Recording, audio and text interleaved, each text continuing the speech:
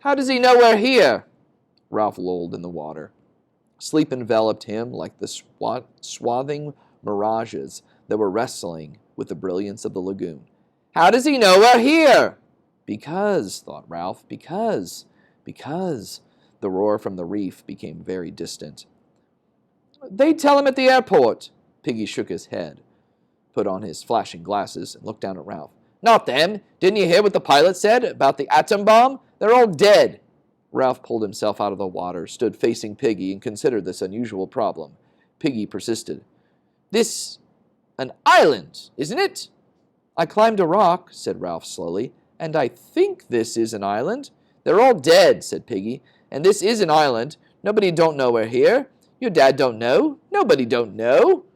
His lips quivered, and the spectacles were dimmed with mist. We may stay here till we die.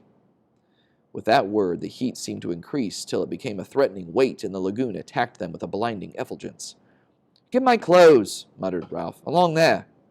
He trotted through the sand, enduring the sun's enmity, crossed the platform, and found his scattered clothes. To put on a gray shirt once more was strangely pleasing. Then he climbed to the edge of the platform and sat in the green shade on a convenient trunk. Piggy hauled himself up, carrying most of his clothes under his arms. Then he sat carefully on a fallen trunk near the little cliff that fronted the lagoon, and the tangled reflections quivered over him. Presently he spoke. We got to find the others. We got to do something. Ralph said nothing. Here was a coral island, protected from the sun. Ignoring Piggy's ill-omened talk, he dreamed pleasantly. Piggy insisted. How many of us are there? Ralph came forward and stood by Piggy. I don't know.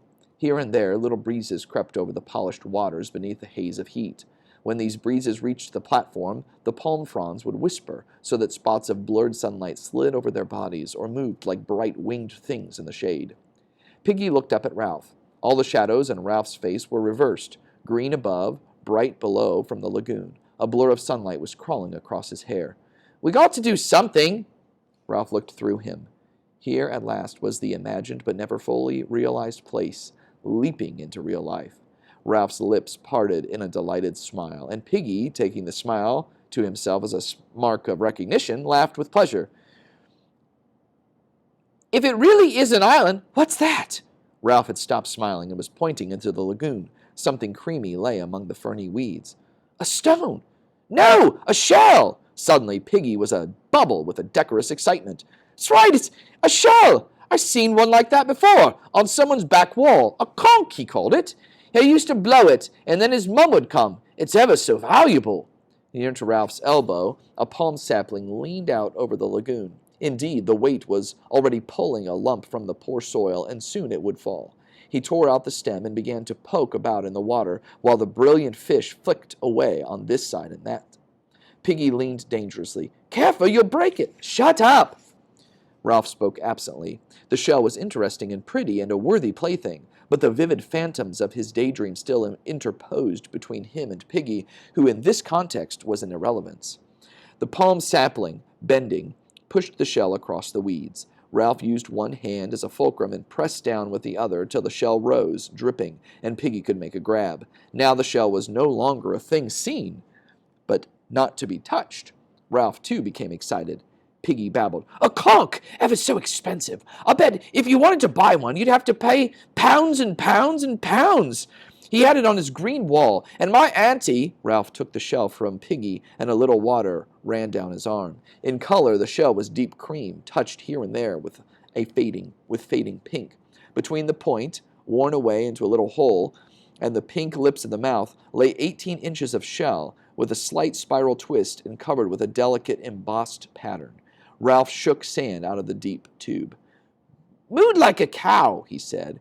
He had some white stones, too, and a birdcage with a green parrot. He didn't blow the white ones, stones, of course. And he said, Piggy paused for breath and stroked the glistening thing that lay in Ralph's hands. Ralph! Ralph looked up. We can use this to call the others. Have a meeting. They'll come when they hear us. He beamed at Ralph. That was what you meant, didn't you? That's why you got the conch out of the water? Ralph pushed back his fair hair. How did your friend blow the conch? He kind of spat, said Piggy. My auntie wouldn't let me blow on account of my asthma. He said, you blew from down here. Piggy laid a hand on his jutting abdomen. You try, Ralph. You'll call the others. Doubtfully, Ralph laid the small end of the shell against his mouth and blew. There came a rushing sound from its mouth, but nothing more. Ralph wiped the salt water off his lips and tried again, but the shell remained silent. He kind of spat. Ralph pursed his lips and squirted air into the shell, which emitted a low farting noise. This amused both boys so much that Ralph went on squirting for some minutes between bouts of laughter. He blew from down here. Ralph grasped the idea and hit the shell with air from his diaphragm. Immediately the thing sounded. A deep, harsh note boomed under the palms, spread through the intricacies of the forest, and echoed back from the pink granite of the mountain. Clouds of birds rose from the treetops, and something squealed and ran in the undergrowth. Ralph took the shell away from his lips. Gosh! His ordinary voice sounded like a whisper after the harsh note of the conch. He laid the conch against his lips, took a deep breath, and blew once more. The note boomed again, and then, at his firmer pressure, the note, fluking up an octave, became a strident blare more penetrating than before. Piggy was shouting something, his face pleased, his glasses flashing. The birds cried, small animals scuttered.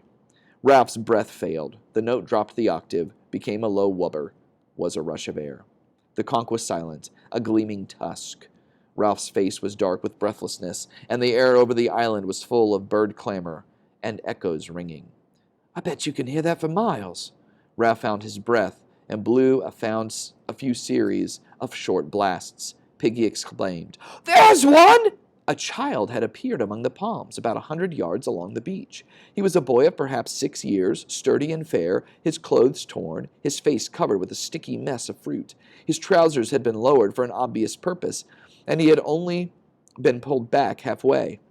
He jumped off the palm terrace into the sand, and his trousers fell about his ankles. He stepped out of them and trotted to the platform. Piggy helped him up.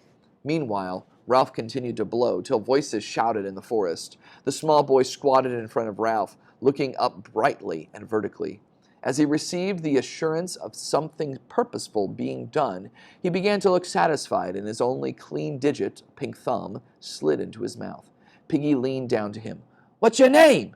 Johnny. Piggy muttered the name to himself and then shouted it to Ralph, who was not interested because he was still blowing. His face was dark with violent pressure of making this stupendous noise, and his heart was making the stretched shirt shake. The shouting in the forest was nearer.